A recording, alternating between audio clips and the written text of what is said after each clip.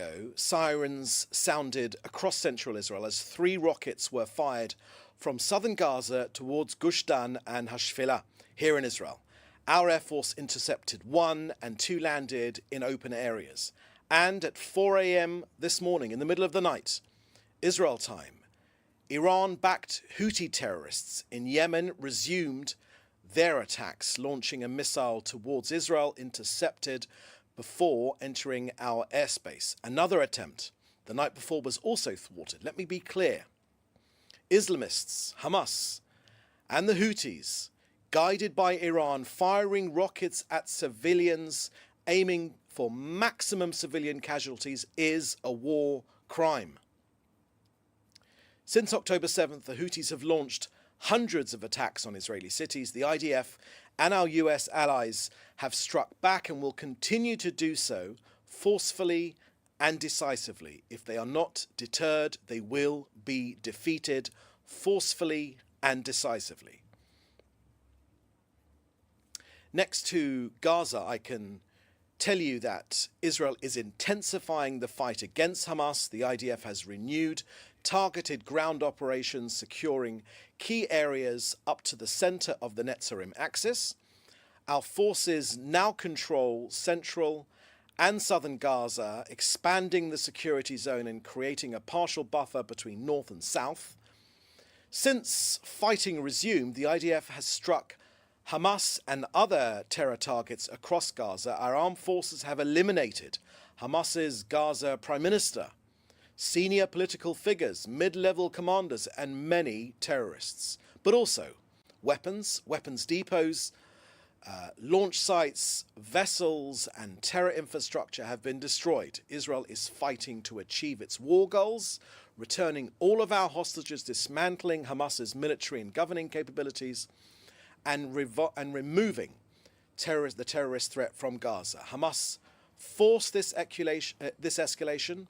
It rejected every hostage deal, including the offers mediated by the US and others. So that means that 59 hostages remain captive, and we are committed to bringing them all home. Iran's proxies openly seek Israel's destruction. We will not tolerate ongoing threats to our existence. As the Prime Minister has said very, very clearly, Israel will fight and Israel will win. Hamas started this war, murdering, raping, and kidnapping our people. While Israel held fire for 2 weeks in these during this negotiation period, we had hope that Hamas, unfortunately, has refused every offer for our hostages. Now we act. We target terrorists, not civilians. Every innocent life lost is on Hamas's account.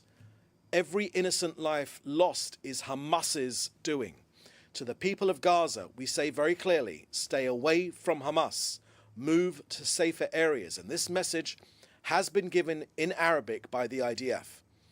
With the unwavering US support, we will bring our people home, and we will destroy Hamas, and we will not stop until Israel secures peace, prosperity, and a future of hope.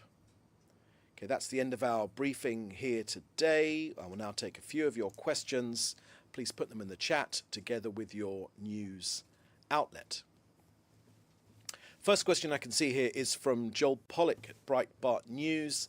A report by ABC News indicates that Israel is dropping leaflets in Gaza suggesting that residents should prepare to leave and that Israel is implementing President Donald Trump's plan for Gaza. Is that true?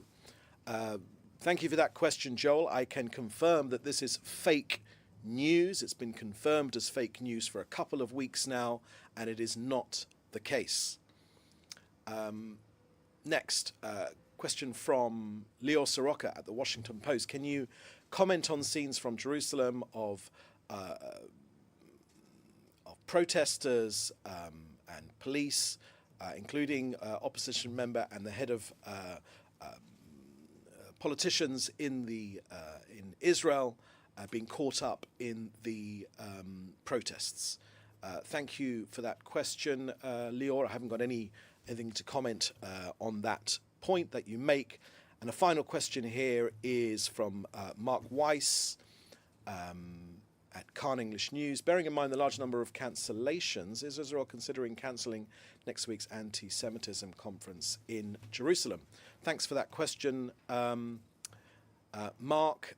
For any questions about the anti-Semitism conference, you should go directly to the Ministry of the Diaspora, who are running that conference.